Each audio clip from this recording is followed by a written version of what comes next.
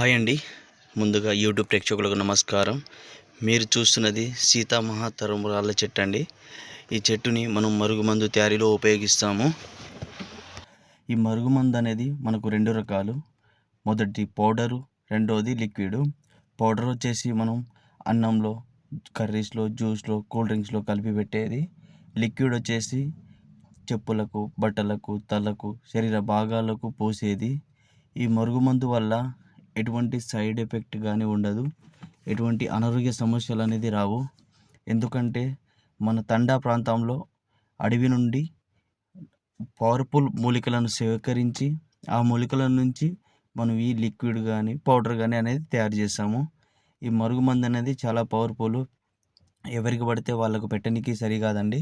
ఈ మరుగుమందుని ఉపయోగించే ముందు చాలా జాగ్రత్తలు పాటించాలండి. పాటించడం వల్ల ఎటువంటి అనారోగ్య సమస్యలు రావు. ఈ మూలికలు అనేది చాలా పవర్ఫుల్. మనం పురాతన కాలం నుంచే తయారు చేస్తున్నాం కాబట్టి దీనివల్ల ఎటువంటి సైడ్ ఎఫెక్ట్ అనేది రాదు.